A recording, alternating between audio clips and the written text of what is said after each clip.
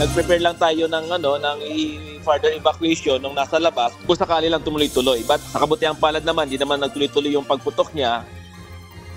17 barangay sa Negros Occidental nabalot ng abo sa muling pagsabog ng Bulkang Kanlaon kaninang umaga. Kasi sabi nga po natin, kung isang tao lang, isang eksperto lang ang ating madidinig, hindi po natin nababalanse ang pangunawa dito at lalo siyang maguguluhan. Senator Amy Marcos pinayuhan ng Malacanang na mag-imbita rin ng international law experts sa pagdinig kaugnay ng pagkaaresto kay dating Pangulong Rodrigo Duterte. The content regulation is not being done by anyone legally accountable in the Philippines. It's important to note that that representative office is not in charge of business or operations. It does not do anything involving content decisions. Mga kinatawan ng Meta Platforms Incorporated, inusisa ng Kamara sa issue ng pagkalat ng fake news. Ito po'y bilang response sa mga lumalabas lately na sa ating palagay may mga kabastusan at saka yung mga the use of languages na hindi dapat not necessary. Pambabastos at iba pang foul languages ikinukonsidera ng election offense at ground ng disqualification ng Commission on Elections.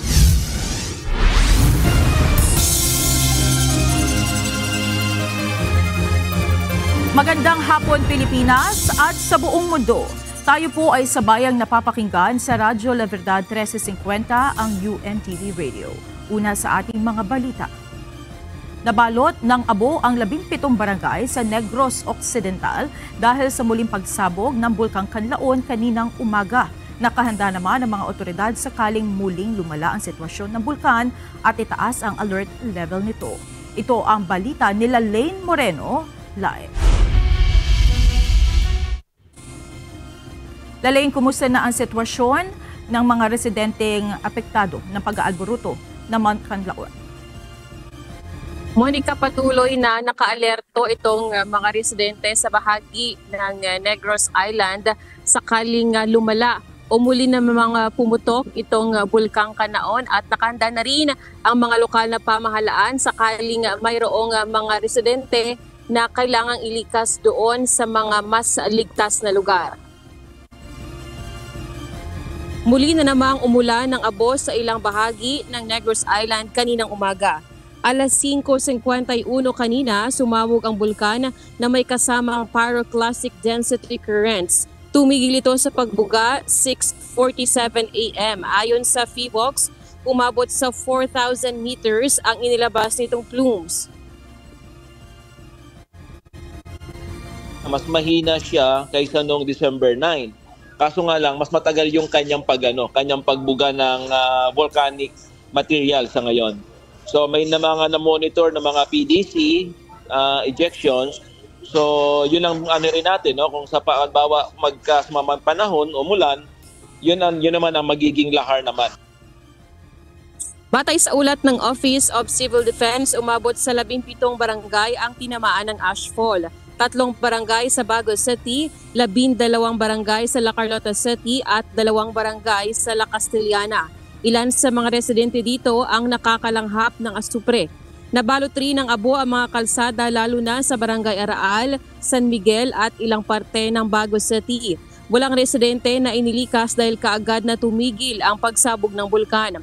Nananatili pa rin kasi sa loob ng evacuation centers ang mahigit 8,000 individual na nakatira sa loob ng 6-kilometer danger zone. Pero nakaalerto na ang mga LGU sakaling magtutuloy-tuloy ang pagsabog ng bulkan at itaas sa alert level 4 o magiging 10-kilometer danger zone na ang ipapatupad.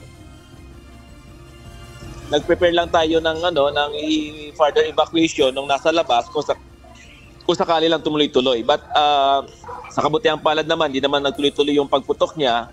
So we advise na lang yung mga barangays na naapektuhan na to stay indoor lang muna dahil makapal pa yung abo na nakasuspend sa air, sa hangin.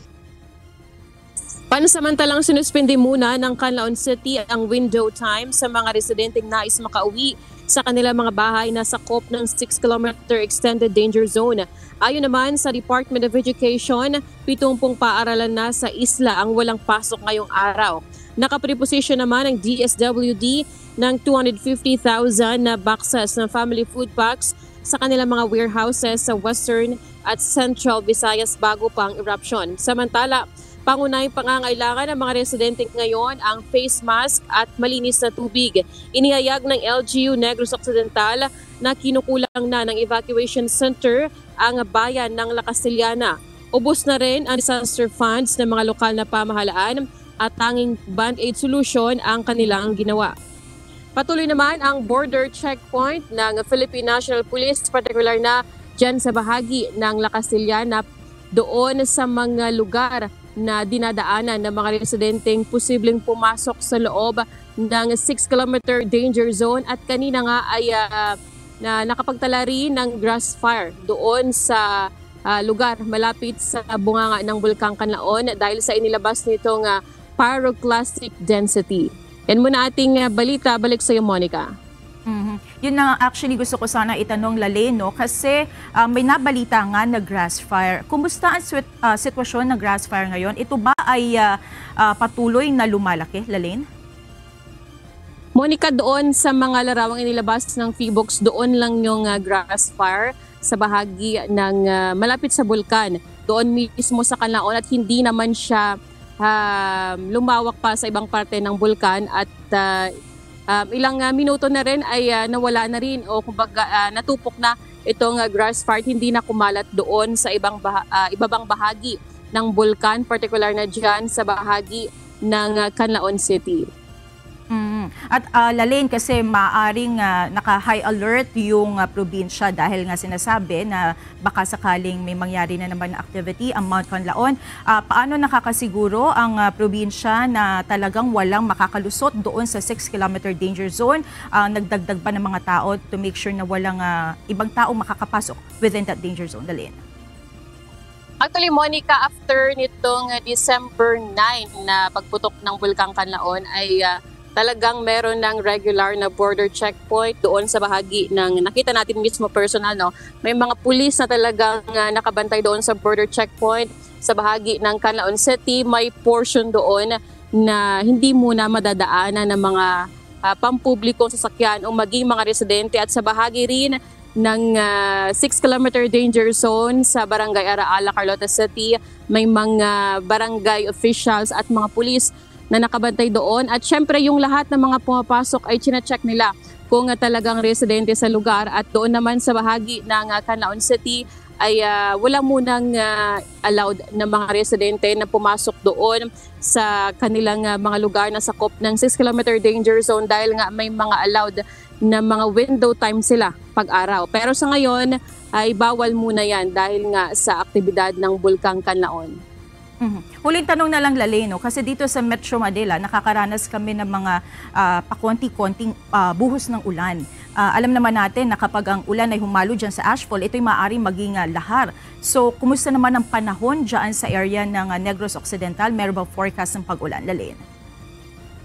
Good thing, Monica, medyo mainit ngayon sa bahagi ng Negros Island, particular na sa Negros Occidental at walang naitatala na lahar itong Office of the Civil Defense dahil nga mainit ay ang problema lang nila ngayon dahil ito sa abo na galing sa bulkan at may ilang parte doon sa Barangay La Castellana na mayroong asupre o amoy mula sa asupre. So sa ngayon wala pang itatalang lahar at yan nga ang sinabi ng Office of the Civil Defense na inaabangan nila kasi doon sa previous na mga pagsabog noong December 9 ay after ilang days na nagkaroon ng ulan ay may mga naitala silang lahar flow doon sa mga ilog na malapit sa bulkan. Alright. Mag-ingat kayo dyan, Lalaine Moreno. Maraming salamat. Pananatilihin ng Philippine Institute of Volcanology and Seismology of PHIVOLCS ang Alert Level 3 sa Mount Canlaon matapos itong magbuga ng makapal na usok kaninang umaga. Paliwanag ni PHIVOLCS Director Teresito Baculcol, pwede pang masundan muli ng pagsabog ang bulkan anumang oras. Babantayan din ng PHIVOLCS kung maglalabas ng lava ang Mount Canlaon bagaman kung pagbabatayan ang kasaysayan ng bulkan. Noon lamang 1902 naglabas ng lava ang bulkan matapos ang pagsabog. Sa ulat kanina ng FIVOX, umabot sa nasa 4,000 meters ang taas ng usok na ibinugan ng bulkan. Pwede pa rin itong masundan ng similar short-lived explosive eruptions or even mas malakas pa. Tiniyak ng Malacanang na magpapadala ng tulong ang pamahalaan sa mga apektado ng pagputok ng Bulkang Canlaon. Ayon kay Palace Press Officer Undersecretary Claire Castro, patuloy ang koordinasyon ng Department of Social Welfare and Development o DSWD at iba pang mga kinauukulang ahensya sa mga lokal na pamahalaan sa Western at Central Visayas para sa pamamahagi ng ayuda. Siniguro rin ng pamahalaan na magpapadala ito ng iba't ibang uri ng agarang tulong na kailangan ng mga LGU para sa mga apektado nitong residente. At patuloy pa rin po ang pagbibigay ng mga provisions of family food packs and non-food items sa ating mga kababayan na naaapektuhan. At sa ngayon po, level 3 pa rin po, ayon po sa FIVOX, ang level, ang alert po. So, nandun pa rin po ang panawagan ng mga LGUs na huwag po pasukin yung 6 kilometer radius dangerous zone. Hindi dapat bumaba ang level ng paghahanda ng Pilipinas sa posibleng pagkakaroon ng malakas na lindol. Pinayuhan ng kalihim ng Department of Science and Technology o DOST ang publiko na magkusa ng ipasuri ang kanilang mga istruktura upang maiwasang magkaroon ng malalaking pinsala kung mangyari ang The Big One. Ito ang balita ni Leslie Wirem. Kailangan nang magpakonsulta talaga sa mga ininyero at i-retrofit kung kinakailangan. Kung mas mura na i-retrofit, baka naman magpatayo ka na lang ng bago. Mas marami sa mga mabababang gusali o estruktura ang posibleng masira kumpara sa mga matataas na building kung magkakaroon ng malakas na lindol sa Metro Manila at mga karatig lalawigan. Sa programang Lifesaver, sinabi ni Department of Science and Technology Secretary Renato Solidum Jr. na karamihan sa mga maapektuhang istruktura ay hindi dumaan sa mga profesional gaya ng mga inhenyero o arkitekto. Hindi anya gaya ng mga matataas na gusali na isinunod sa Building Code ng Pilipinas. Sa kadahilanang marami ding mga gusali dito sa Kamaynilaan at karatig na probinsya na posibleng magkaroon ng heavy damage or collapse. At sa ating estimate, dito sa Metro Manila, 13% ng residential buildings, ito ay 1 to 10 stories, and around 10 to 11% ng mid-rise buildings ang pagkaroon ng heavy damage or collapse. At sa very high-rise, mga 2% lamang. Dito mo makikita yung explanation ko kanina na kapag malapit sa fault ang isang syudad at may mga building na maikli at matataas, mas madadali yung maikling building kasi nga magaan. Plus, marami tayong tinatawag na non-engineered residential buildings. Ayon sa kalihim, malayo man sa Pilipinas ay may mensaheng nais iparating ang nangyaring magnitude 7.7 na lindol sa Myanmar. Hindi konektado ang fault na gumalaw sa Myanmar sa Pilipinas. Hindi rin ito matitrigger o mapapagalaw ang alinmang fault sa bansa. So unang tanong, matitrigger ba ng lindol sa Myanmar ang earthquake sa Pilipinas? Hindi. Pero posible ba magkaroon ng malakas na lindol sa Pilipinas? Oo. O kasi nga, marami tayong fault sa Pilipinas kaysa sa Myanmar. Isa sa maingay na pinaghahandaan ngayon sa bansa ay ang paggalaw ng West Valley Fault, kung saan libo-libo ang pinangangambahang mamamatay at masasaktan. Yan ay kung hindi paghahandaan ng gobyerno at publiko ang posibleng pagkakaroon ng malakas na lindol sa Metro Manila at karatig lalawigan. Kapag lumindol galing sa West Valley Fault at idagdag natin yung populasyon sa paligid nito, na-estimate namin na around 50,000 ang posibleng directly mamatay agad kung wala tayong gagawin at gabi nangyari. Naging matunog din ang salitang The Big One na ikinokonekta sa paggalaw ng West Valley Fault. Ngunit paglilinaw ng kalihim, may iba pang mga fault o trenches na posibleng panggalingan din ng malalakas na lindol. Ang Manila Trench nga na nasa kanluran ng karagatan ng Pilipinas ay kayang maglabas ng magnitude 8.3 na lindol. Pagdating naman sa ibang lugar, sabihin natin Davao o Cebu, Iloilo, iba ang The Big One nila doon. Pero the big one din. The big one din para sa kanila yon. Kasi it's a general term. Ang tawag talaga dyan ay earthquake scenario. Earthquake scenario ay hindi prediction, kundi kung kikilos ang isang fault, mas malamang ito ang mangyari kung ito lang ang ating kahandaan. Earthquake scenario. Ginagawa natin yan para matugunan natin sa tamang paghanda yung laki o scale ng posibleng mangyari. Sa ngayon ay nagsasagawa ng nationwide earthquake drill sa bansa ng 4 na beses sa isang taon. Ito ay upang masanay ang mamamayan sa magiging pagtugon nito kapag nagkaroon ng malakas na lindol. Kumbaga, sa labanan ng boxing, kung ang kalaban mo ay heavyweight, alangang lightweight ka lang, dapat heavyweight ka rin. So yung kahandaan mo dapat i-match mo doon sa senaryo. Kaya pag binanggit natin yung the big one, kailangan nating ma-explain na yan ay earthquake scenario. Ang UNTV News and Rescue naman ay patuloy ang paghahanda at pagsasanay mula pa nang binuo ito ni Kuya Daniel Razon noong taong 2010. Sa ngayon ay mahigit na sa 2,000 responders ang puwersa nito na nasa iba't ibang lugar sa bansa. At sa kalagitnaan ng 2025 ay isasagawa ang ika-4 na UNTV Rescue Summit. Continuous naman ang ating preparation since the inception ng UNTV News and Rescue na pinangungunahan ni Kuya sa pagbuo pa lang ng samahan na ito. Yun na yun the big one Kaya ang UNTV News and Rescue ay patuloy. In fact, bago pa nangyari ang Myanmar, meron na tayong paghahanda ng malakihang summit ng ating sariling samahan. 1,600 strong volunteers all over the country. Ang piniprepara natin na magsama-sama para sa pagiging handa sa ganitong sitwasyon. Leslie Widem, UNTV News and Rescue. Diyos ang aming sandigan, serbisyo publiko ang aming pinahalagahan. Dumalo sa pagdinig ng House Triple Committee o TRICOM sa kauna-unahang pagkakataon ang dalawang kinatawan ng Meta, ang parent company ng Facebook at Instagram. Inusisa ang mga ito kaugnay ng pagkalat ng fake news, misinformation at disinformation sa kanilang social media platform.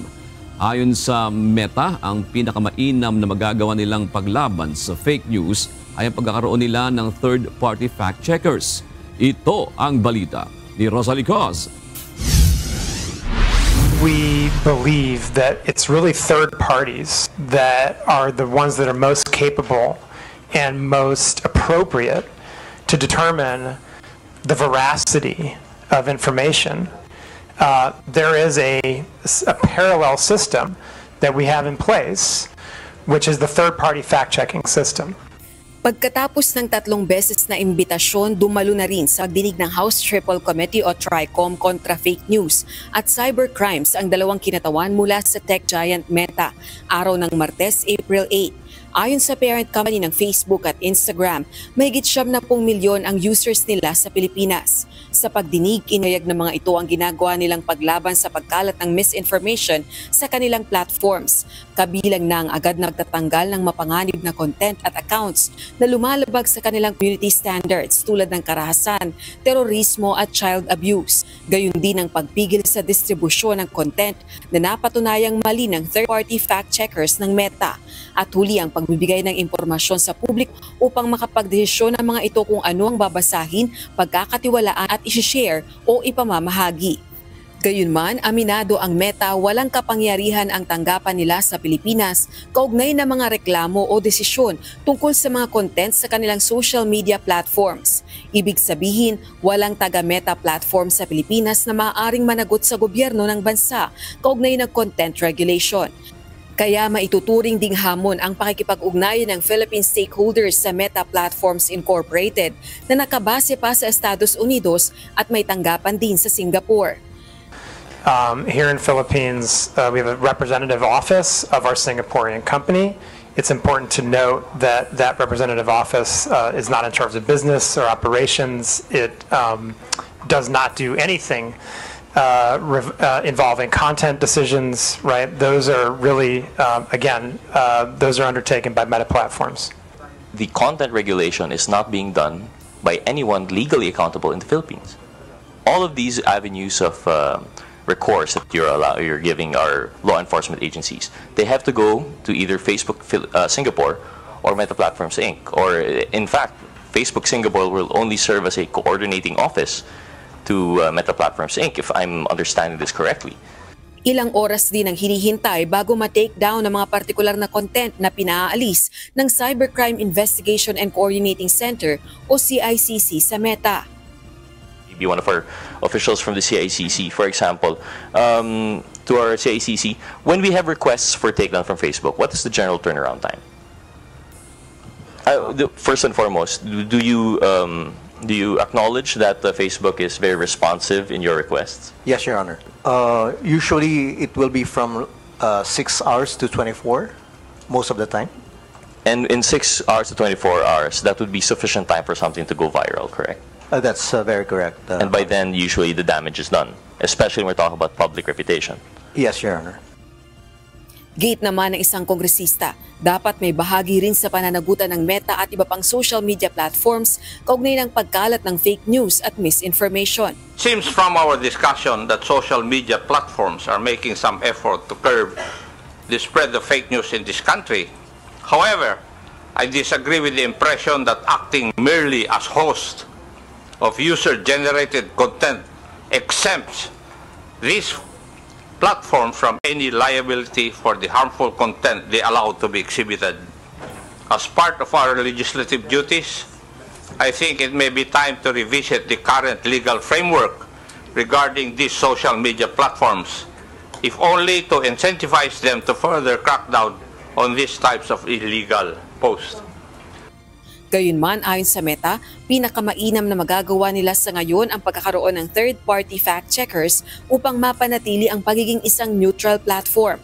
Sa Pilipinas, ang third-party fact-checkers ng Meta ay ang non-profit independent media organization na Vera Files, digital media company Rappler at global news agency Agence France Presse. Samantala, nagpahayag naman ng kahandaan ang Meta na makipagtulungan sa Kongreso upang makabuo ng mga pulisiya at labanan ang pagkalat ng fake news, misinformation, disinformation at cybercrimes. Kabilang narito ang pagkakaroon ng Philippine Regular Committee for Social Media. Rosa Licoz, UNTV News and Rescue. Diyos ang aming sandigan, serbisyo publiko ang aming pinahahalagahan.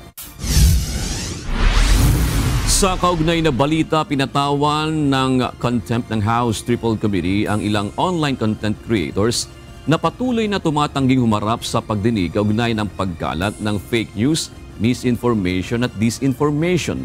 Partikular na rito sina Sas Rogando Sasot, Jeffrey Celis at Loren Badoy. Ipinag-utos na ang pagdetene sa kanila sa Kamara hanggang matapos ang pagdinig at makabuo ng committee report ang TRICOM. Bukod sa kanila, pinatawan din ng contempt si Mark Anthony Lopez at pinadidetene ng 10 araw sa House Detention Facility. Bunsod umano ito ng pag-atake laban sa pagdinig ng TRICOM. Isa ang mga mamamahayag na nasa frontline sa mga nangyayari sa bansa. Bunsod nito, lumalaki ang posibilidad ng panganib sa kanilang buhay. Kaya binuhay ng Presidential Task Force on Media Security at Philippine National Police ang Media Security Vanguards na tututok sa seguridad ng mga mamamahayag lalo na ngayong darating na halalan. Ito ang balita ni Lea Ilagan. Let us all shield our journalists so they can continue their work as messengers of the news and vessels of public opinion.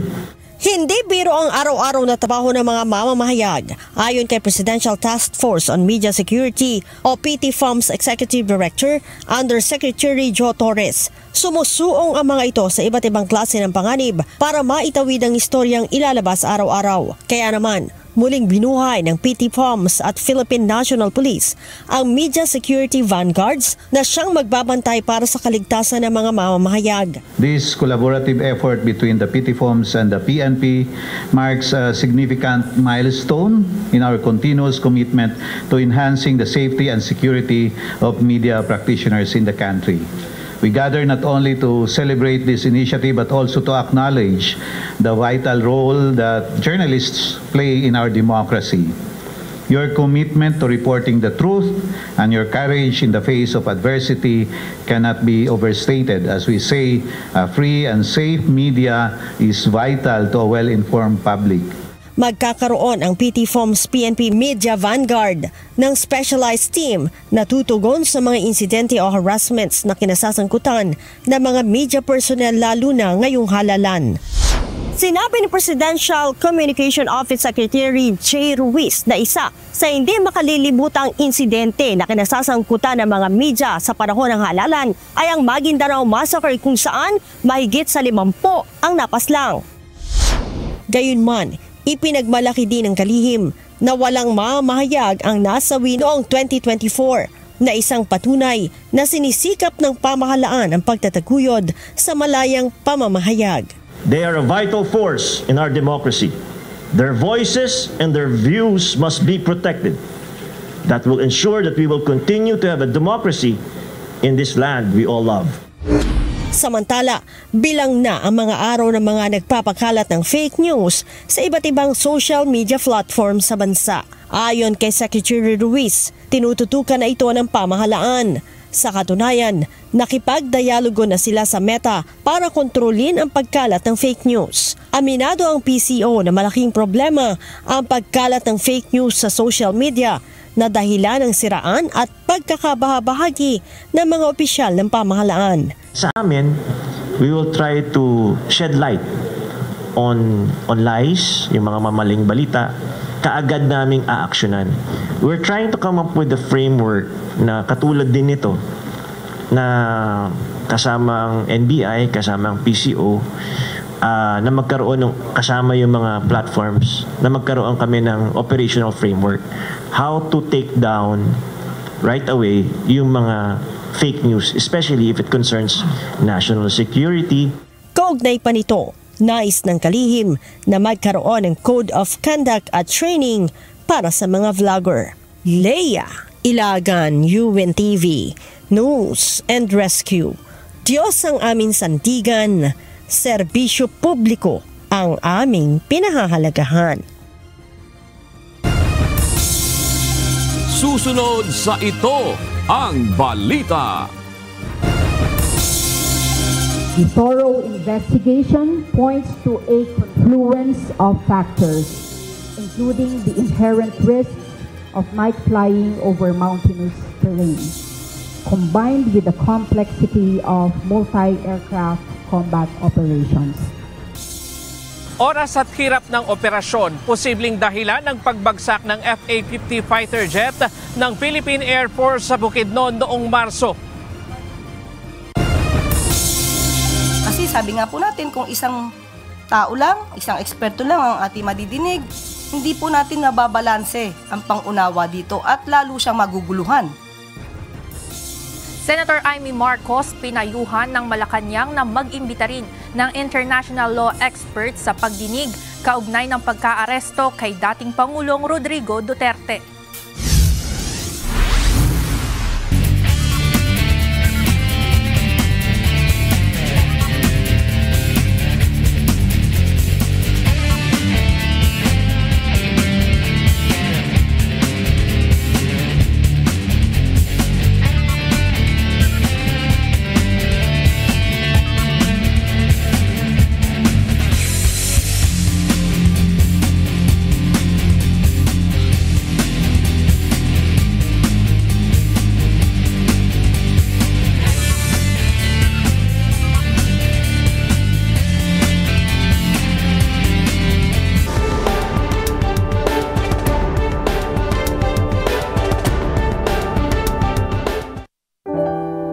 Feeling overwhelmed?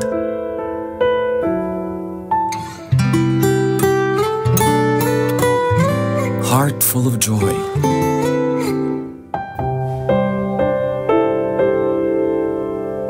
Or just need a moment to breathe?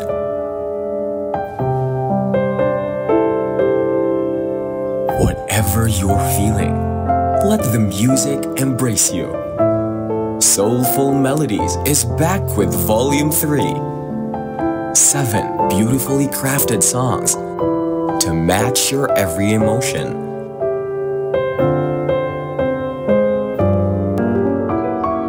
Soulful Melodies Volume 3 is now available in all your favorite digital streaming platforms.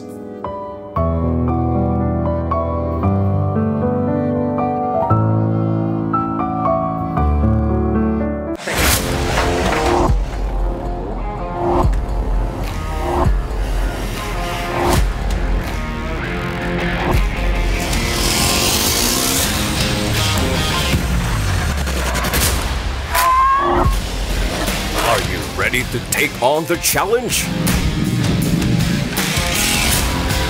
To conquer 35 off-road obstacles with the speed, precision, and charity. This is the Manibela Challenge Season 2, April 27, 2025 at K-Dirac, Orani, Bataan.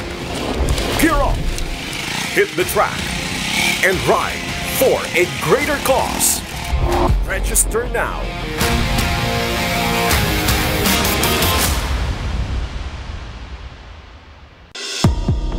Sa ating legal system, may pagkakataon ang isang akusado na pansamantalang makalaya habang nililitis ang kanyang kaso. Ito ang tinatawag na bail o piyansa. Pero paano nga ba gumagana ang bail o piyansa? Sino ang pwedeng magpiyansa at kailan ito tinatanggihan? Alamin ang mahalagang detalye sa ating programang Huntahang Legal kasama sina Attorney Mimi Sandoval Sebrio at Attorney Joey Domingo ngayong Huwebes, alas 8:30 ng umaga, dito lang sa UNTV, your public service channel.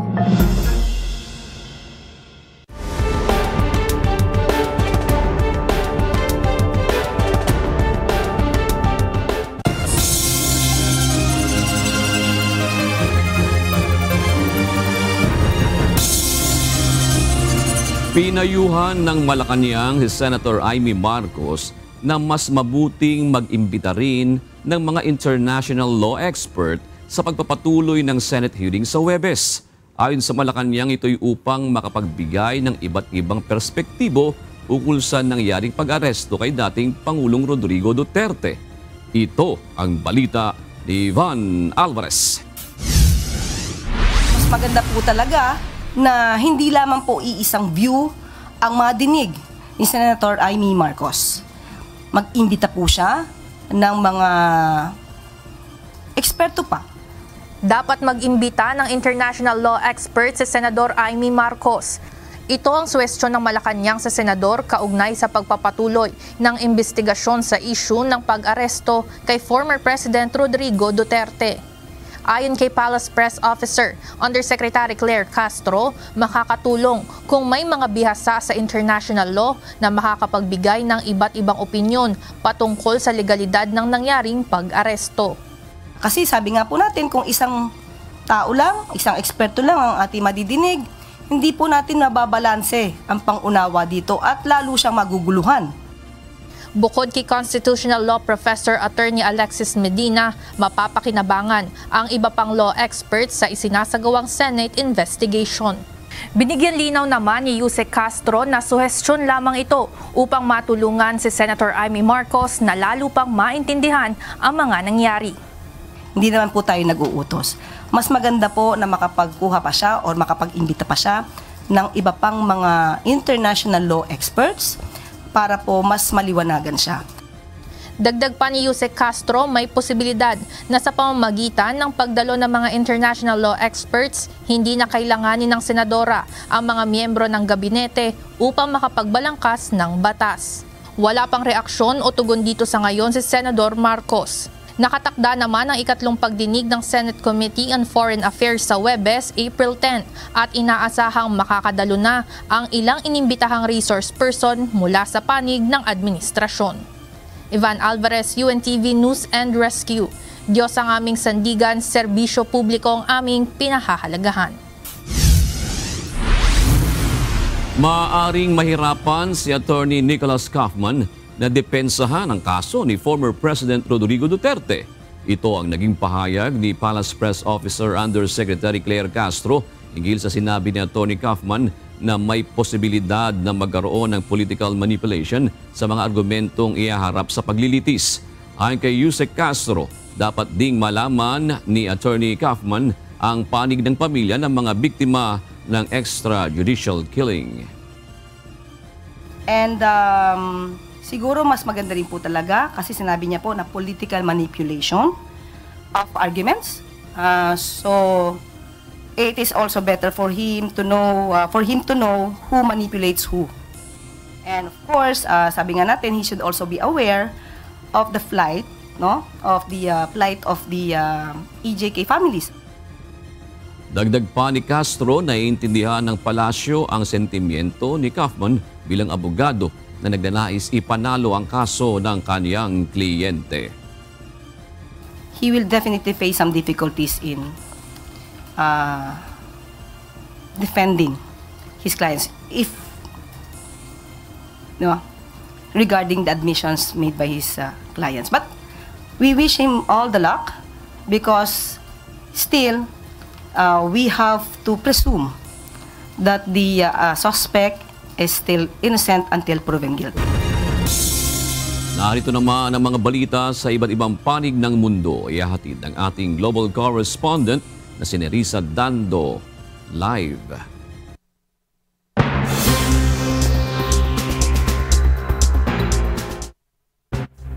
Walang natuklasang abnormalidad ang China sa mga sampol ng tubig dagat at yamang dagat na kinuha malapit sa Fukushima nuclear plant noong Pebrero. Gayunman, iginiit nito na hindi ito sapat para alisin ang ban ng China sa seafood mula Japan.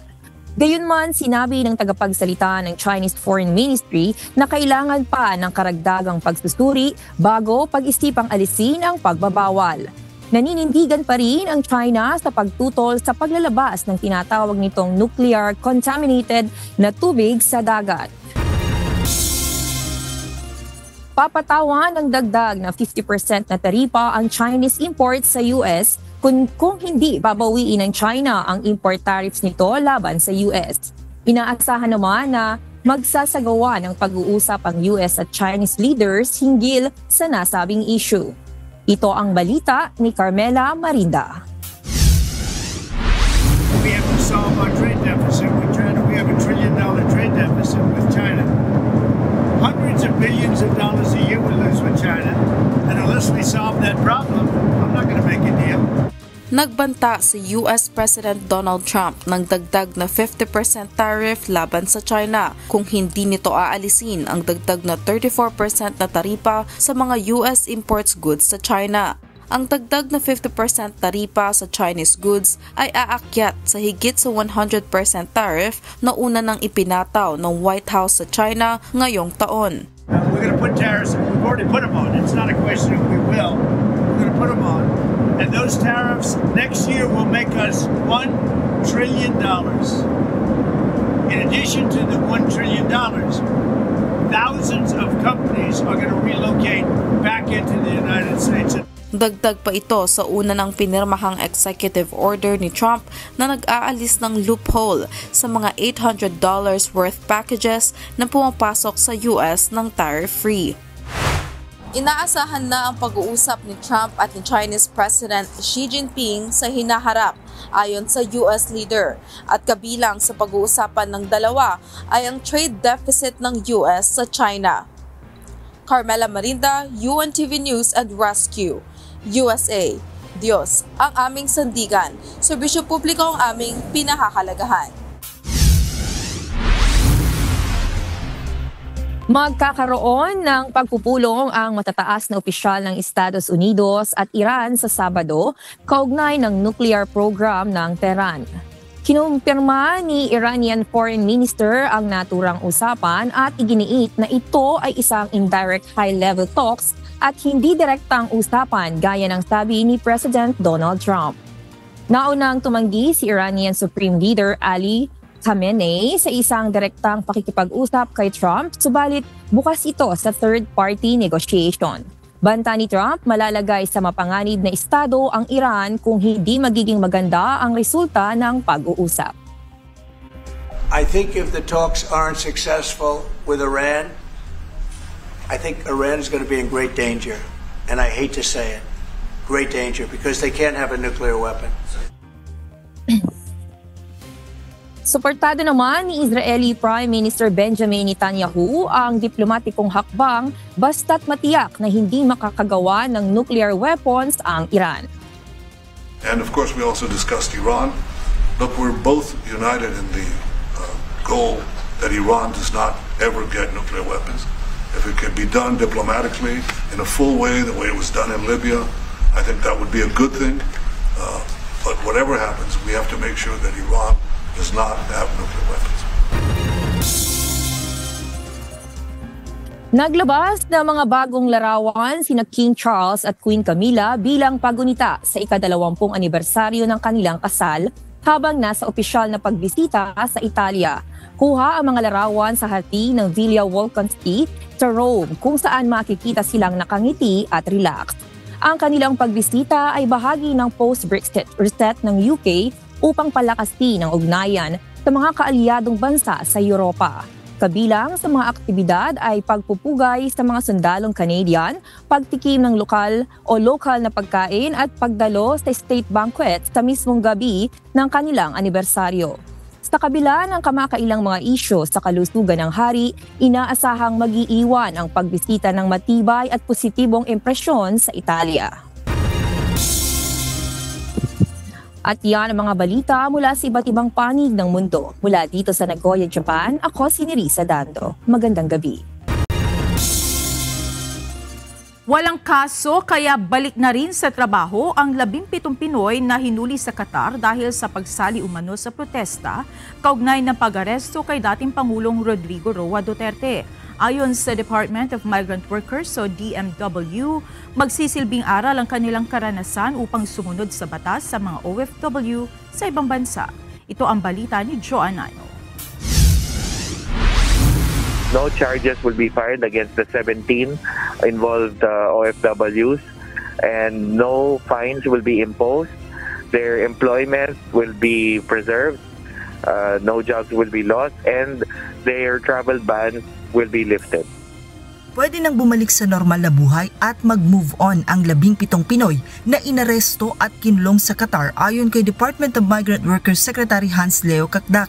Kahapon ibinalita ng Ambassador ng Qatar sa Pilipinas na si Ahmed Saad Nasser Abdullah Al-Humidi kay Pangulong Ferdinand Marcos Jr. na walang ikakaso laban sa kanila at pwede na rin silang makabalik sa trabaho. Ayon kay Secretary Kakdak, nakalaya na ngayon ang 17 overseas Filipino workers na hinuli dahil sa pagsasagawa ng protesta na may kaugnayan sa pagkondena sa ginawang panguhuli kay dating Pangulong Rodrigo Roa Duterte. Bago pa man sila palayain, tiniyak-aniya ng gobyerno ng Pilipinas na naibibigay ang kanilang personal na pangangailangan habang nakabilanggo. Nabigyan sila ng kaukulang assistance doon, material assistance kasi meron sila mga basic needs noong panahon na yon. Dagdag ni Secretary Kakdak, magsilbian niyang aral ito sa mga Pilipino upang sumunod sa batas ng Qatar, lalo na sa pagsasagawa ng mga protesta. Learn from this incident kasi alam naman natin na sa mga kababayan natin kailangan talagang sumunod sa regulations ng host country, lalo na sa aspeto ng mass actions or assembly. Nananalig pa rin anya ang DMW na merong maayos na reputasyon ng mga Pilipino sa Qatar. May kumpiyansa rin ako sa ating mga OFWs kasi hindi naman tatanyag, hindi naman sisikat o magiging in demand ang ating mga workers kung wala silang reputation for being good citizens or residents of the host country. Paiigdingin naman ng ahensya ang kanilang information campaign o seminar sa mga OFW mula sa kanilang pre-departure at post-arrival bago sila magtrabaho sa ibang mga bansa. Joan Ano, UNTV News and Rescue. Diyos ang aming sandigan, serbisyo publiko ang aming pinahahalagahan. Tapos na ang isinagawang investigasyon sa pagbagsak ng isang unit ng FA-50 aircraft ng Philippine Air Force noong March 4 sa Mount Kalatungan, Bukidnon, kung saan 2 piloto ang nasawi. Inialis din ng Philippine Air Force ang anggulo ng mechanical error sa sanhi ng aksidente. Ito ang balita ni Ryan Lacanlale. The thorough investigation points to a confluence of factors, including the inherent risks of night flying over mountainous terrain. combined with the complexity of multi-aircraft combat operations. Nagkapatong-patong na dahilan. Ito ang lumabas sa investigasyon ng Philippine Air Force, kaya bumagsak ang isang unit ng FA-50 sa bulubunduking bahagi ng Mount Kalatungan noong isang buwan. Kabilang sa maaaring sanhi ng aksidente, ang panganib sa paglipad sa gabi sa bulubundukin na may mahirap na terrain at pagiging komplikado ng isinagawang combat operation kasama ang ibang eroplano. Ayon kay Air Force spokesperson Colonel Maria Consuelo Castillo, napakahirap talagang magsagawa ng operasyon sa ganitong kondisyon dahil ikinukonsidera din ang visibility, wind condition at maraming koordinasyon ang gagawin para maisagawa ng maayos ang misyon. Sabi ng Philippine Air Force, nakatuon sila sa pagpapalakas ng safety protocol para sa kaligtasan ng kanilang mga piloto at pangangalaga sa kanilang mga assets. The Philippine Air Force is committed to strengthening our safety protocols, fostering excellence in every mission through a more robust organizational safety culture, prioritizing the well-being of our personnel and the preservation of our equipment in all future operations. Walang nakikitang mechanical problem sa pagbagsak ng eroplano base sa mga datos at ebidensyang nakalap sa isinagawang investigasyon. Sabi ng Philippine Air Force, hindi na dapat magturuan sa nangyaring aksidente. Right now, we urge everyone to have more understanding and consideration. We appeal against finger pointing at this point. What is important is the Philippine Air Force recognizes that we need to improve on our safety protocols. At the same time, look at different aspects from mission planning, preparation, at the same time, the way we execute using our tactics, techniques, and procedures. Nitong March 25, tinanggal na ang suspensyon sa 11 pang FA-50. Kaya nakasama na ang mga ito sa isinasagawang Cove Thunder exercise kasama ang Estados Unidos. Wala ring restriksyon sa paglipad ng mga FA-50, ibig sabihin maaari itong lumipad at mag-operate sa umaga at gabi dahil nasa full operation status na ang mga ito. Nasawi ang 2 piloto nang bumagsak ang FA-50 madaling araw ng March 4 kung saan magbibigay sana ng air support ang eroplano sa isinasagawang operasyon laban sa mga miyembro ng CPP-NPA sa Barangay Iba, Cabanglasan, Bukidnon. Ryan Lacanlale, UNTV News and Rescue. Diyos ang aming sandigan, serbisyo publiko ang aming pinahahalagahan.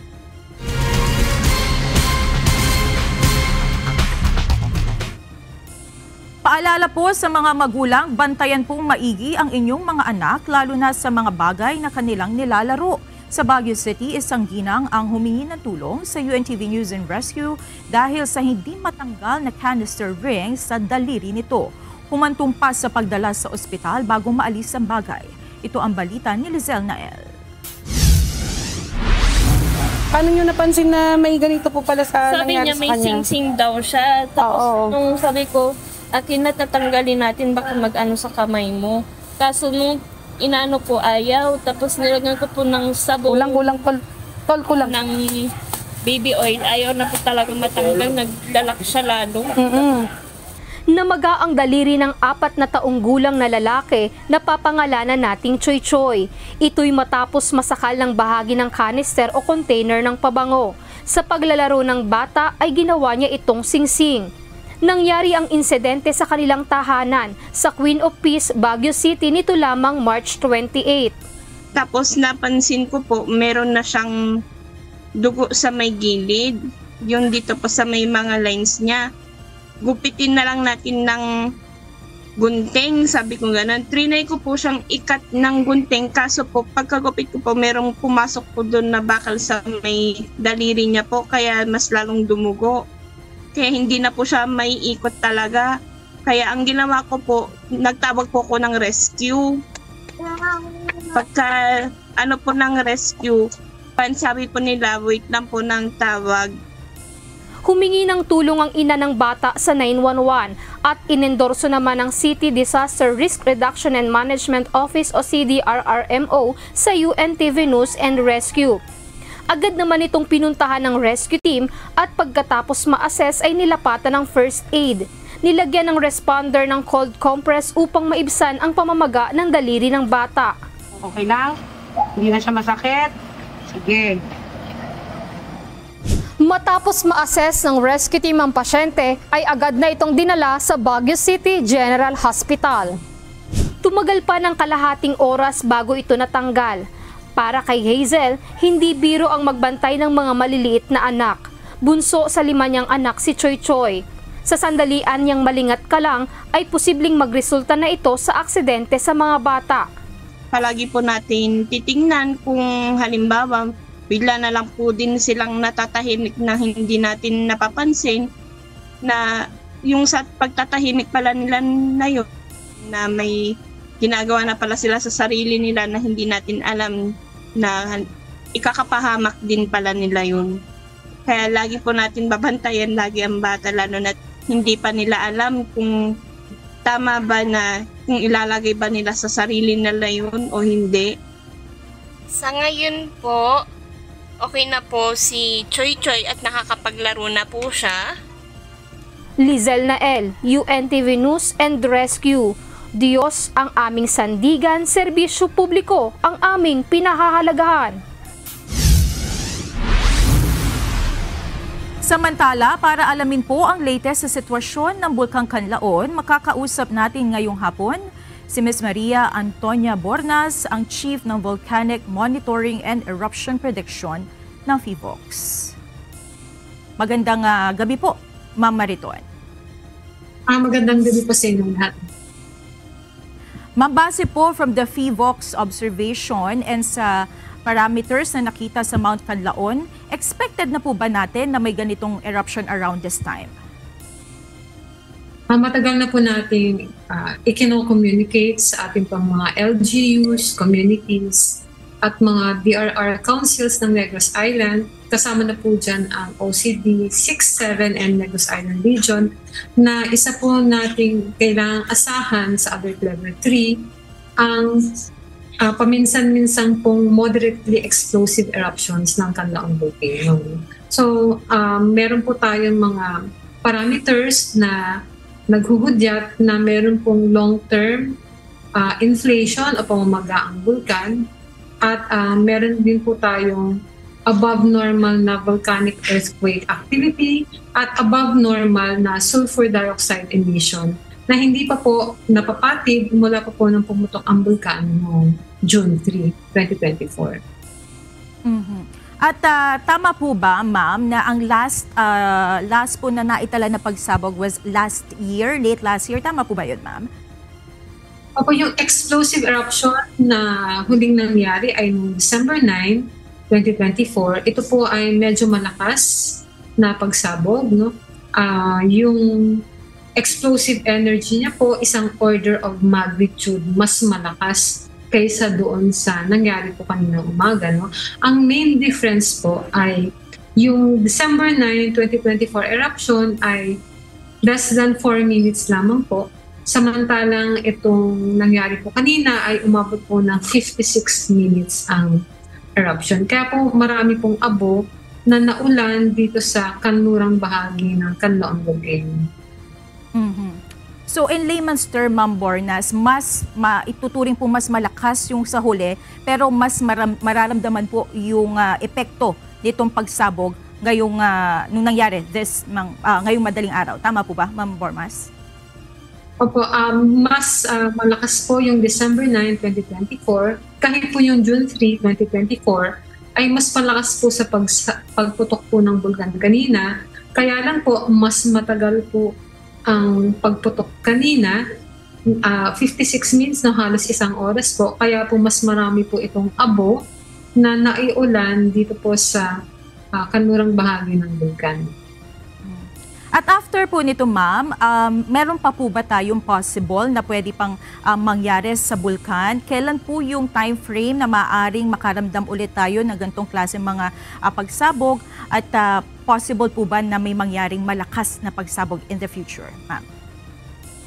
Okay, so sa ngayon po, batay po sa ating mga monitoring parameters, ay naka-maintain po tayo sa alert level 3. Ibig sabihin po niyan ay maaari po tayong magkaroon anytime ng biglaan pong pagputok ng bulkan. Ito po ay mga moderately explosive eruptions at pwede rin pong mauwi sa lava eruption ang bulkan sa alert level 3. Kung yung sinasabi po natin o yung kinakatakutan po nating malakas sa pagsabog, yung pang-alert level 4 po na scenario, ay mangyayari lamang po yan kapag nakita po natin o i-indicate lamang po yan ng pagtaas ng ating mga monitoring parameters na kakaiba na po talaga, pronounced, masyado pong mataas ang paglala ng kalagayan ng bulkan.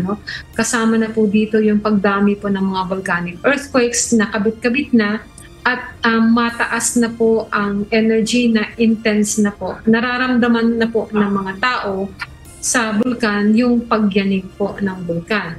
Number 1 po yan. Pangalawa po ay makikita natin sa ating mga ground deformation monitors ang biglang pagsipa po ng pamamaga ng bulkan. Dahil mamamaga po talaga ang bulkan kapag ang magma po ay mabilis ng sumasampa sa bulkan para po ito ay isabog. At pangatlo po ay tataas din po ang buga ng volcanic gas, specifically yung sulfur dioxide, dahil ang mababaw po ng magma ay nagpapakawala ng mataas na konsentrasyon ng sulfur dioxide. Kaya kapag tumataas po ng malala ang sulfur dioxide kasama po nitong mga ibang monitoring parameters, mataas po ang tsansa na meron po tayong kinakaharap na worst case scenario na pagsabog. Kaya ito po yung mga binabantayan natin para po tayo ay magtaas ng alerto.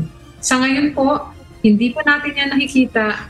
Sustain pa rin po yung level ng unrest mula pa po noong December 9. Kaya po tayo po ay mamamalagi sa alert level 3. Sige ma'am, mensahe na lamang po at paalala sa ating mga kababayan na naapektuhan ng Mount Canlaon dyan po sa area ng Negros Occidental. Sa mga kababayan po natin dito po sa Negros Island, lalo na po sa mga komunidad na malapit sa bulkan, manatili lamang po tayong nakalikas mula sa 6 km radius permanent 6 km radius danger zone, lalong-lalo na po sa 4 km permanent danger zone dahil nandyan po ang tsansa na magkaroon po tayo ulit ng pagputok ng bulkan na maari pong maghatid sa atin ng mga volcanic hazards. Ito po yung mga panganib katulad ng paraclastic density currents, yung ashfall, ay yung ballistic fragments na umiitsa po mula sa bulkan at maaari po tayong tamaan yan. Nandyan na rin po yung mga rockfalls at iba pa pong mga panganib. Tayo po ay makinig sa ating mga local government officials patungkol po sa mga abiso at dapat gawain para po tayo ay maging ligtas sa mga pangyayari dito sa Canlaon Volcano. Maraming salamat po sa inyong oras at patuloy po kaming makikipag-ugnayan para sa updates dyan po sa nangyayari sa Mount Canlaon. Maraming salamat po muli, Ms. Maria Antonia Bornas, ang Chief ng Volcano Monitoring. Maraming salamat po. Ikinokonsidera na ng Commission on Elections o COMELEC na election offense ang pambabastos, pagmumura at iba pang foul language sa pangangampanya. Pwede na rin itong maging dahilan upang ma-disqualify ang isang kandidato. Ito ang balita ni Dante Amento.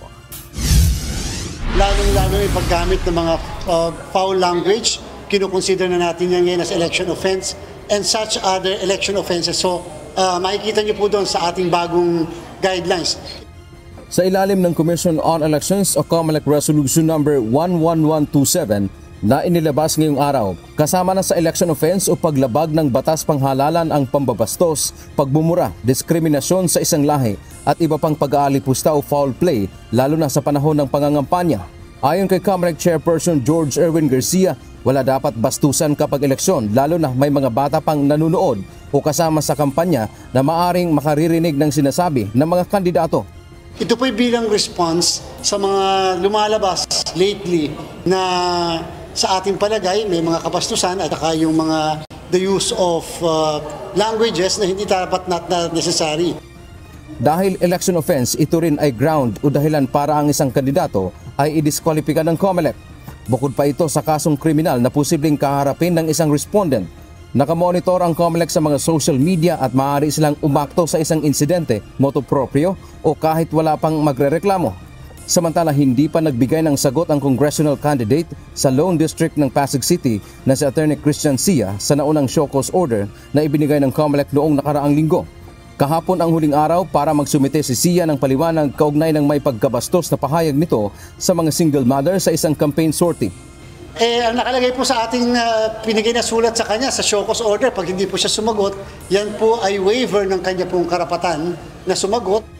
Kanina ay isa pang bukod na show cause order din ang inisyu ng komisyon dahil naman sa body shaming o pagtawag nitong mataba sa kanyang dating staff at mayroon ding matanda na. Pinagpaliwanag na rin ito ng Supreme Court sa loob ng 10 araw kung bakit hindi siya dapat patawan ng disciplinary action kasunod ng sulat ng grupong Gabriela na kailangang patawan siya ng parusa. Sinabi ni Chairman Garcia, pag-aaralan ng kanilang task force safe kung sasampahan ng formal na reklamong disqualification si Sia. Pagkatapos ito, sa susunod na linggo ay maaari na ring magkaroon ng desisyon kung ituloy ang kaso o ipawalang bisa. Maaari na ring hingan ng sagot si Sia sa pamamagitan ng summon bago magkaroon ng desisyon sa kaso. Kung talagang ang determination dapat mag-file, the proper petition will be filed and it will be raffled immediately katulad ng mga ibang kaso na ito ay division of the COMELEC. Tiniyak ng COMELEC lahat ng disqualification case ay desisyonan nila bago ang halalan sa susunod na buwan. Kapag sa huli ay tuluyang madiskwalipika si Sia, ayon sa COMELEC ito ay test case o unang kaso na may kinalaman sa pambabastos o diskriminasyon sapagkat wala namang ganitong panuntunan sa mga nakaraang halalan. Dante Amento, UNTV, News and Rescue.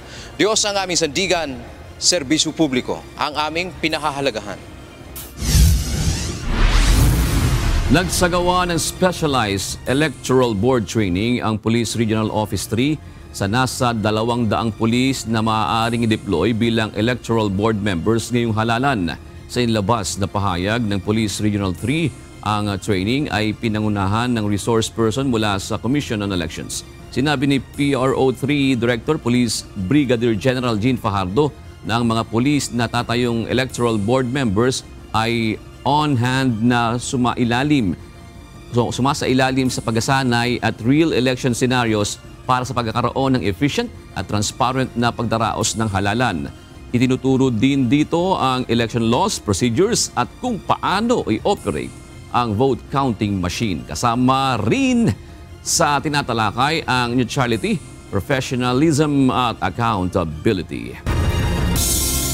Umabot sa 96.2% ang employment rate noong Pebrero 2025, nakatumbas ng halos 49.15 milyong Pilipino na may trabaho sa bansa base sa pinakahuling labor force survey ng Philippine Statistics Authority. Kaya naman kaugnay nito, tiniyak ng Malacanang na ipagpapatuloy ng pamahalaan ang mga programa para sa paglikha ng karagdagang trabaho para sa mga Pilipino. Ito ang balita ni Jed Neresina.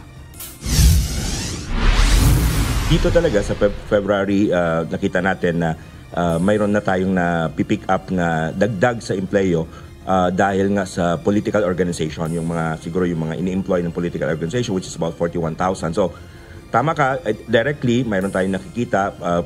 And yes, most probably this will continue until May. Election period na. Kaya't sa pinakahuling labor force survey ng Philippine Statistics Authority nitong Pebrero 2025, lumabas ang pagdami ng mga trabahong konektado sa eleksyon. Ayon kay PSA Undersecretary Claire Dennis Mapa, inaasahan ang pagdami ng mga trabahong may kaugnayan sa halalan mula Pebrero hanggang Mayo. Kinumpirma rin ito ng Commission on Elections na nagsabing nangangailangan sila ng karagdagang manpower para sa iba't ibang election-related tasks. Gaya na lang dito sa National Printing Office, kung saan iniimprenta ang mga balotang gagamitin sa darating na halalan. Nag-hire kami kahit mga 2 months, yung iba 3 months, para lang tulungan kami sa printing ng balota, tulungan kami sa packaging ng mga balota at mga ilang election paraphernalia. Kahit yung voters information sheet natin, kailangan namin ng mga casual employees natin. Sa ikatlong pagkakataon, si Amilu Bagalaksa ay magtatrabaho bilang election job casual. Bali po kami po yung tumutulong po kami sa office work, tapos sa mga pag-collect po ng mga report po ng mga ng mga areas po, kami po yung nagko-collect, then po kami rin po yung nagsasubmit minsan kung ilan po yung mga totals, ganun. Mayroon ding first-timer gaya ni Zarina Lopez na habang naghihintay ng trabaho ay pansamantala munang pumasok sa election-related work. Before po, natutulog po ako sa private school, then while waiting po, soon kapag nag-apply po ako sa public, ayun. So, kumbaga tiniray ko lang po to, itong for new experience and learnings po. Kaugnay nito, iniulat din ng PSA ang 96.2% employment rate ng bansa o katumbas ng nasa 49.15 million Filipinos ang may trabaho nitong Pebrero 2025. Mas mataas ito kumpara sa naitalang 95.7% noong Enero 2025. Kaya naman tiniyak ng Malacanang na ipagpapatuloy ng pamahalaan ang mga programa para sa paglikha ng trabaho upang mas dumami ang Pinoy na magkaroon ng kita at mas mabawasan ang kahirapan sa bansa. Itutuloy-tuloy po natin yan dahil meron naman din po tayong programa para sa mga hiring ng mga employees ng ating mga kababayan. Especially, meron pong programa para doon sa mga 4-piece beneficiaries na makakuha ng on-the-spot hiring. Jed Neresina, UNTV News and Rescue. Diyos ang aming sandigan, serbisyo publiko ang aming pinahahalagahan. Nahuli na Bureau of Immigration ang 5 Chinese nationals na nagtangka umanong tumakas sa sinasabing backdoor sa Tawi-Tawi. Ayon sa BI, sangkot dito ang mga nahuling Chinese sa Philippine Offshore Gaming Operator o POGO Hub na Lucky South 99 ay umiiwas sa deportation.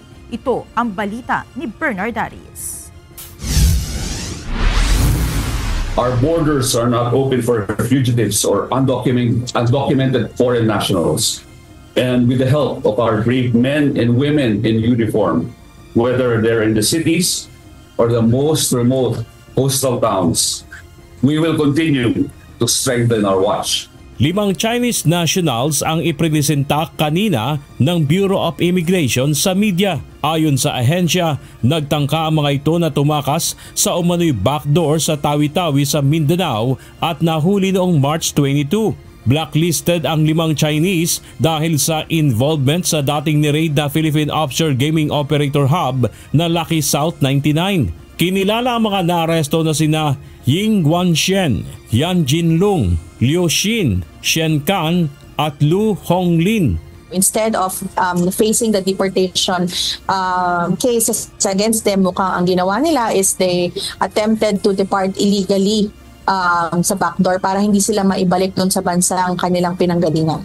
Ayon sa BI, inihatid ng mga Pilipinong bangkero ang mga Chinese national kapalit ang 25,000 pesos bawat isa para dalhin sa Tawi-Tawi backdoor. Hindi umano nila alam ng mga Chinese nationals ang kanilang isinakay sa bangka at hindi rin kilala ang nagpahatid sa mga ito. Meron lang anila silang kausap na alias Batman na nagsilbing transporter o yung nag-aayos ng biyahe para maisagawa ang pagtakas. Hindi nila alam na mga Chinese nationals pala yung itatawid nila. They thought it was just a regular biyahe. Itong mga transporters na ito, itinawid nila, they did not know kung sino yung kausap nila. Ang sabi nila, kilala lang nila yung kausap nila bilang isang alias Batman. Nahuli ang mga Chinese national dahil nasiraan ng bangkang sinasakyan ng mga ito. Nagsagawa ng rescue operation ng mga otoridad at doon natuklasan na mga Chinese national ang sakay ng bangka at mga blacklisted sa Pilipinas. Sa ngayon, nasa kustodiya ng BI ang mga Chinese nationals at pinoproseso na ang kanilang deportation pabalik ng China. Iimbestigahan ng BI ang backdoor sa Tawi-Tawi upang maiwasang maggamit sa mga iligal na pagtakas. Bernard Daddy, UNTV News and Rescue. Diyos ang aming sandigan, serbisyo publiko ang aming pinahalagahan.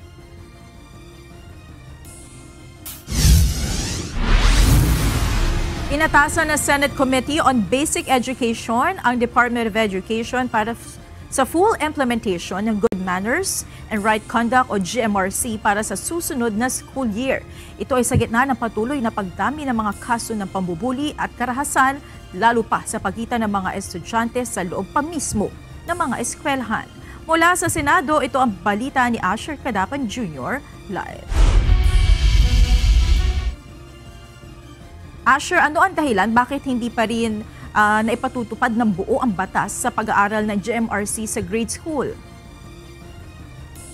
Monica, isa ang pandemya sa dahilan kung bakit nalihis ng prioridad sa pagpapatupad ng pagkakaroon ng academic subject o asignatura na Good Manners and Right Conduct o GMRC sa curriculum ng mga grade school. Ito ang paliwanag ng Department of Education sa pagdinig ng Senado kaugnay ng patuloy na pagdami ng mga insidente ng bullying at karahasan sa mga eskwelahan.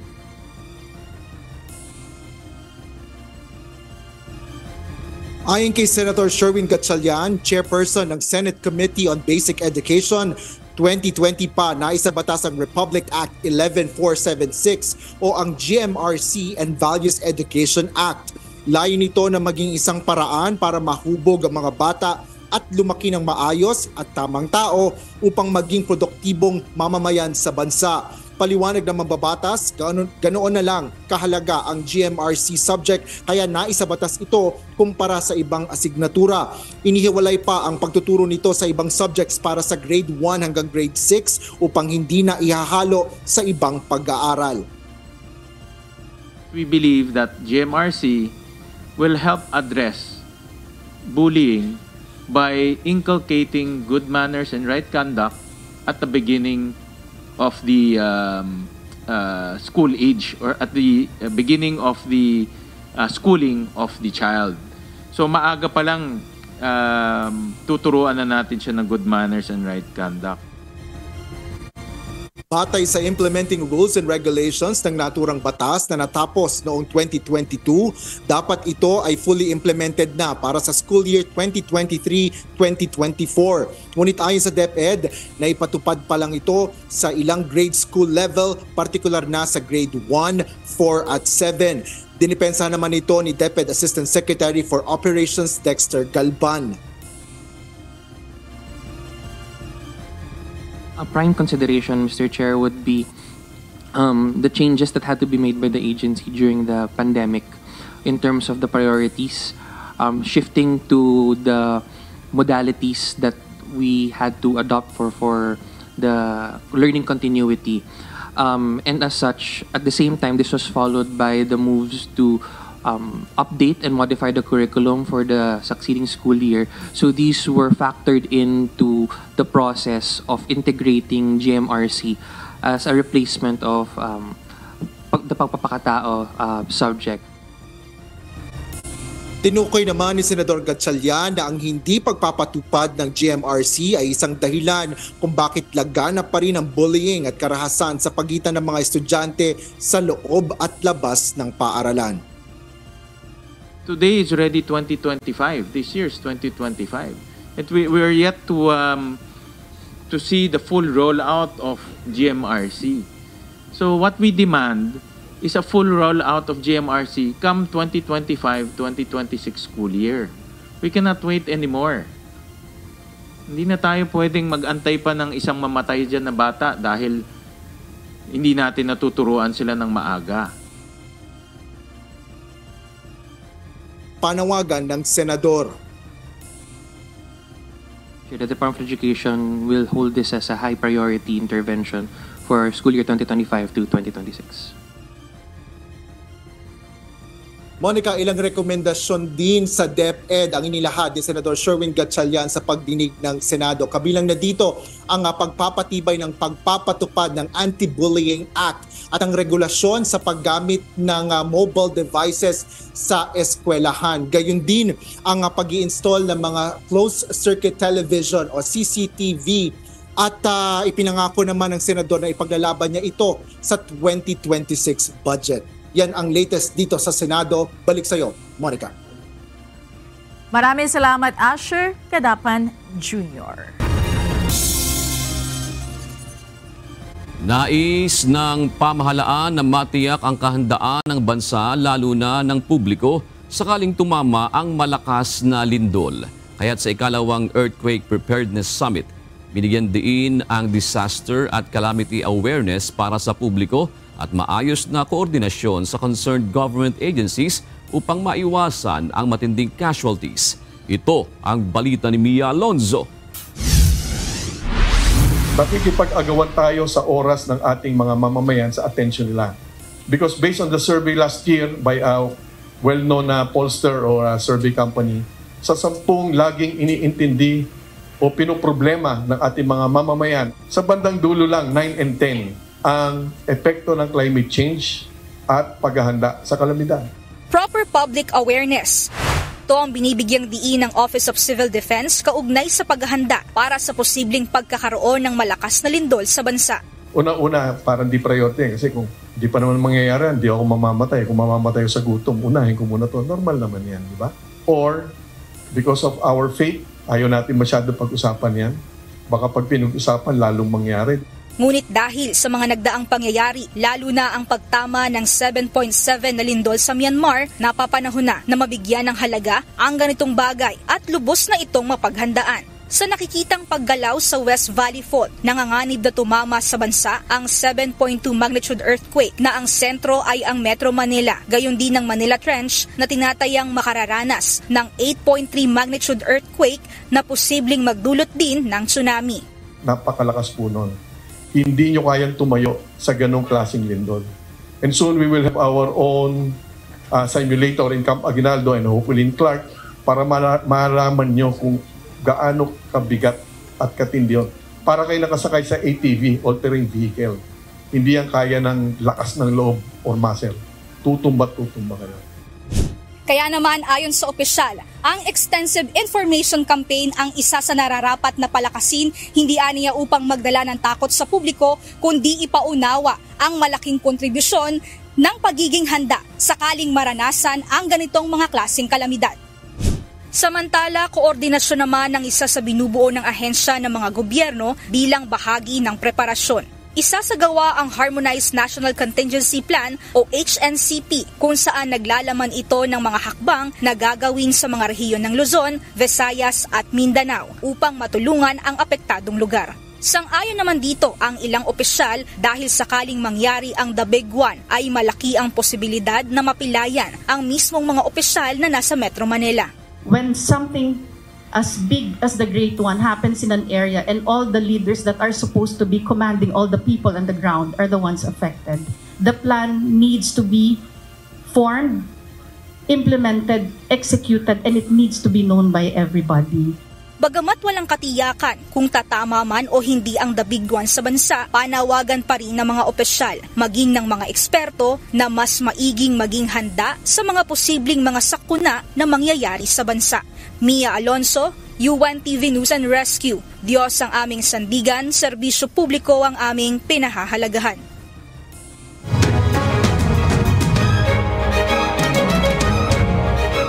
Sumailalim sa Water Search and Rescue Training ng Philippine Coast Guard o PCG Bicol ang nasa 43 tauhan ng Police Regional Office o PRO5 sa Santo Domingo sa Albay. Samantala, bawal muna ang anumang pork-related activities sa buong Borongan City sa Eastern Samar bunsod ng African Swine Fever outbreak sa kanilang lugar. Habang sa Western Visayas naman, dumagsa sa karagatan ng Tibiao ang mga galunggong. Ito ang balita ni Alan Manansala. Sa Bicol, Nagsimula na kahapon ang water search and rescue training sa mga pulis sa lalawigan. Inaasa na sa pamamagitan ng pagsasanay na pinanguna ng Philippine Coast Guard o PCG Bicol, madaragdagan ang kaalaman, kahusayan at kahandaan ng mga tauhan ng Philippine National Police sa mas mabisang pagsasagawa ng water search and rescue operations. Ito din ay magpapalakas at magpapatibay ng collaboration sa pagitan ng PCG at PNP. Sa Eastern Samar, suspindido ng 15 araw ang anumang pork-related activity sa loob ng Borongan City. Paliwanag ng city government, bunsod ito ng pagkalat ng African Swine Fever o ASF sa lungsod. Nagpositibo sa virus ang pig farm na pagmamay-ari ng Eastern Samar State University base sa resulta mula sa 3 sample na kinuha sa mga alagang baboy. Nagsimula noong April 4 ang pork holiday at mananatili itong epektibo hanggang April 18 base na rin sa executive order na inilabas ng city government.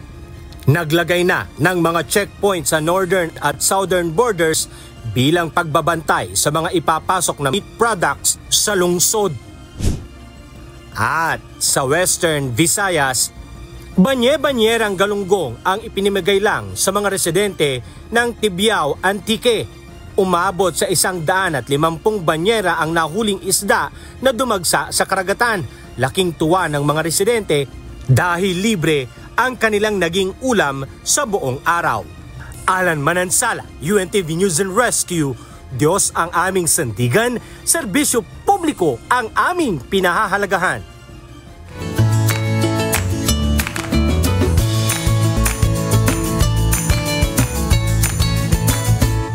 Dahil na po ang ating mga kausing araw po ng Martes. Salamat po at shoutout kina Maximo Serralde, Marieta Robles at Car Enavia. Maraming salamat din kina Nelson Nunez, Anthony 17 Mapoy at Adriana Mateo. At mga kasambahay, kung may mga istorya po kayong nais balikan sa Ito ang Balita, pwede niyo po ito muling mapanood sa aming mga official social media account. Magtungo lamang po sa UNTV News and Rescue YouTube channel at i-click ang subscribe button. Gayon din sa aming Facebook at TikTok accounts. Mapapanood nyo rin po rito ang iba pang news programs ng UNTV, pati na ang iba pang video ng nag-iisang public service channel. Kaya subscribe, like, and share. Narito naman ang salita ng Diyos na ating sandigan mula sa Aklat ng Kawikaan 28:20 na nagsasabi, ang tapat na tao ay mananagana sa pagpapala, ngunit siyang nagmamadali sa pagyaman ay walang pagsalang, parurusahan.